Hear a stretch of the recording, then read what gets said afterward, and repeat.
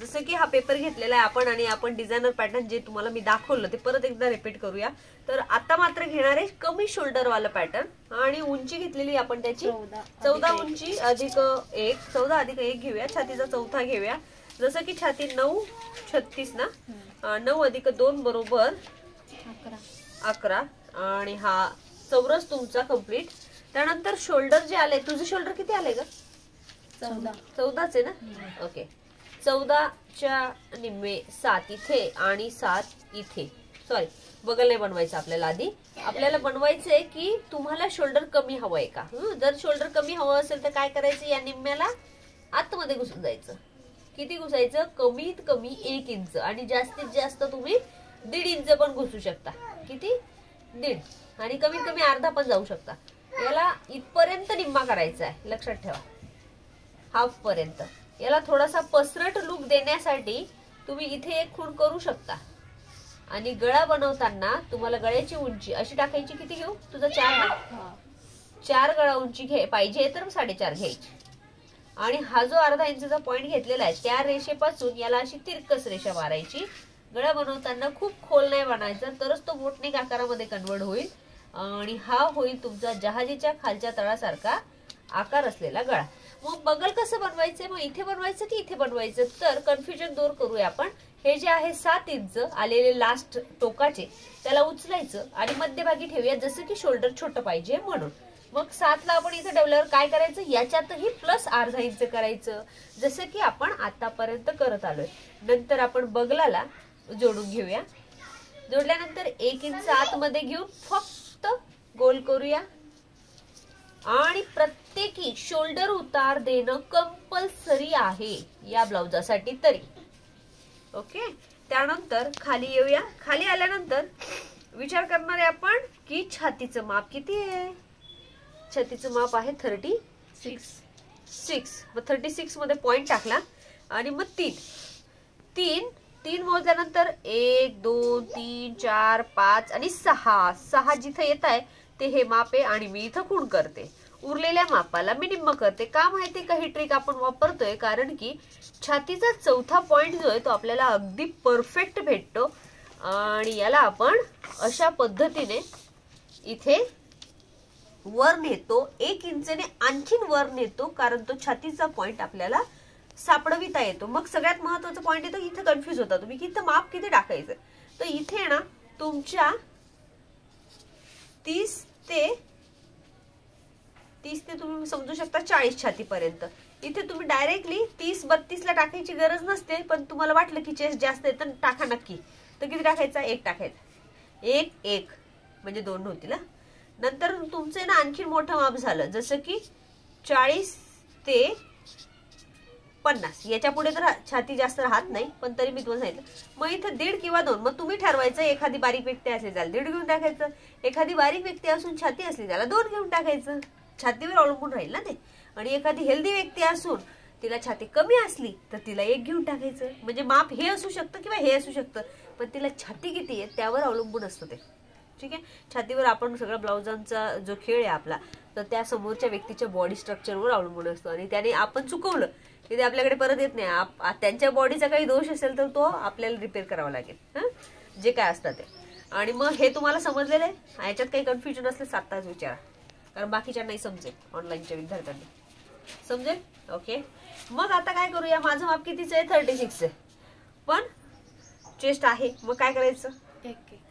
1 घेऊया.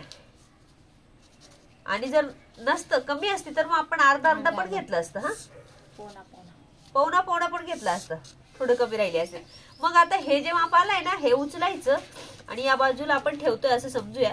आपण लगेचच याच्यावर वाढवायचं शिकून घेऊ. त्याला मी लगेच इथे दाखवते तुम्हाला या पेपरावर.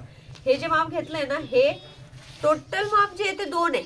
तर याच्या निम्म, याच्यापेक्षा अर्धा इंच कमी माप तुम्ही वाढवू शकता. आणि 2 टाकलं तरी काही फरक पडत नाही. मी आता इथे 1.5 टाकलाय. इथे अर्धा इंच कंपल्सरी टाकायचं आणि अशी तिरकस रेषा ओढायची. आणि याला म्हणतात वन टक्स पॅटर्न वाढविणे. मग कितीने वाढवायचं प्रत्येक वेळी? समजा या पॅटर्नला इथे 1.5 ने वाढवलं तर या पॅटर्नला इथे 2 ने वाढवायचं. 2 किंवा 2.5 ने, जास्त नाही. फक्त 1.5, 2, 2.5 एवढंच वाढवायचं, जास्त नाही वाढवायचं.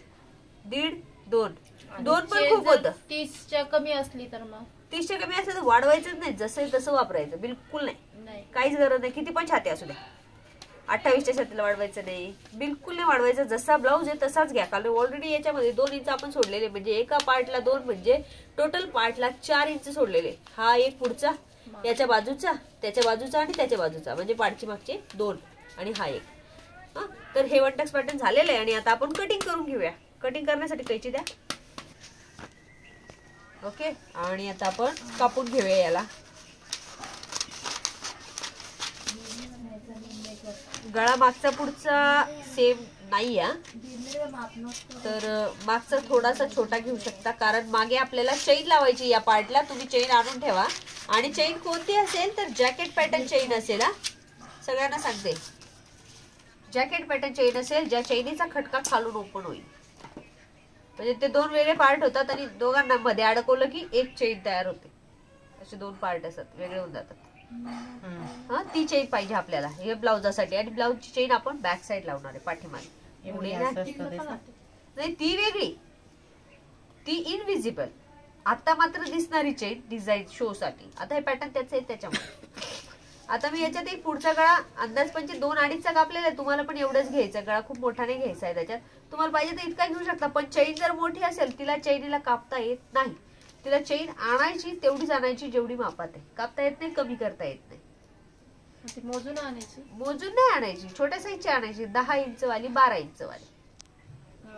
10 इंच आणि 12 इंच या 2 मध्ये तुम्हाला ब्लाउजांसाठी अवेलेबल आहे.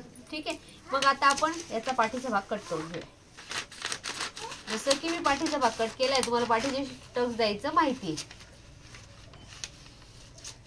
हा पाठीचा भाग झाला, याला आपण बाजूला ठेवूया. याच्यात एक लक्ष दिलं का तुम्ही, दोघांना बगल सेम केलेत आपण, लक्षात आलं तुमच्या. आणि मी तुम्हाला आहे ना एक सोपी ट्रिक देणार आहे आता, की हा जो टक्सचा पॉइंट आहे तुम्हाला प्रत्येक वेळी ब्लाउजाला आखताना प्रॉब्लेम होऊन जातो, तर हा कट करून टाका.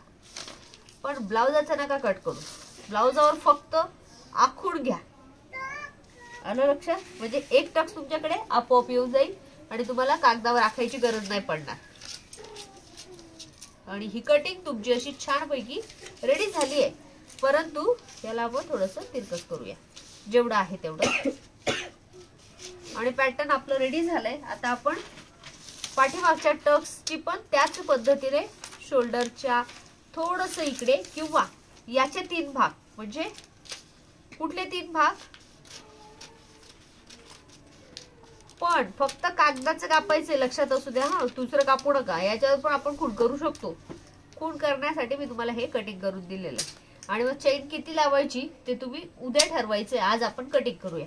कटिंग करण्यासाठी ब्लाउज पीस कोणाचा आहे रेडी, बाही शिकतोय ती बाहीसाठी तुम्हाला कमीत कमी अर्धा मीटर कपडा एक्स्ट्रा घ्यायचा आहे. जे ब्लाउज पीस असेल त्याच्या व्यतिरिक्त अर्धा मीटर लागेलच. आणि बाही फक्त इतकीच होईल अर्धा मीटर मध्ये सुद्धा, कारण ती पूर्ण गोल राऊंड येणार आहे. मग ती कशी कट करायची ती आपल्याकडे जो कपडा आहे त्याच्यावर आपण करणार आहे. मग कपडा जो आहे तो माझ्याकडे समजा तुम्ही अर्धा मीटर कपडा आहे, पण तुमच्याकडे नाहीये तेवढा कपडा आणि तुमच्याकडे ब्लाउज पीस आहे आणि त्याच ब्लाउजाचं तुम्हाला शिवायचं, तर मग नेट घ्या. नेट नसेल तर त्याच्याशी रिलेशन असलेला दुसरा एखादा कपडा घ्या. तोही नसेल तर मग तुम्ही साडीच्या मधला पार्ट काढू शकता आणि तिथे कॉटन पट्टी जोडू शकता. जरी साडी कमी पडणार असं वाटत असेल तर, कारण आवडते खूप तुम्हाला तसं शिवायचे, तर आपण सेम मॅचिंगचा कॉटनचा पट्टा त्याला लावू शकतो. नेस त्या बाजूला काहीच फरक पडत नाही, दिसत नाही ते. आणि मी तुम्हाला ट्रिक सांगितली. आता आपण बघूया कटिंग कशी करायची. आणि हा पार्टचा वापर करून, जो पुढचा पार्ट आहे त्याचा वापर करून आपण बाही शिकणार आहे. मग कशी करायची, याला असं निम्म करायचं. बाही शिकणार आहे याचा वापर करून.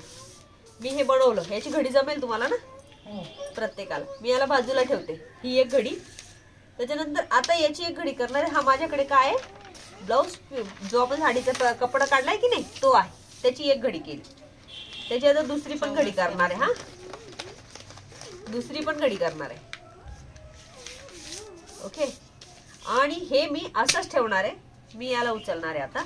तर याला आहे ना कुठे बसतंय असं उलट ठेवायचं. कुठे बसतंय, इथे नाही बसत आहे, इथे नाही बसत आहे, इथे बसतंय. हा, फक्त ठेवायचंय. इथे खूण करून घ्यायची आणि इकडे पण खूण करून घ्यायची. पण याला काय करायचं, उलट ठेवायचं. आणि जो गोल आकार आहे की नाही त्याचा उचलायचा बगलाचा आणि गोल आकार इथे ठेवायचा आणि याला असं छानपैकी शेप देऊन घ्यायचा.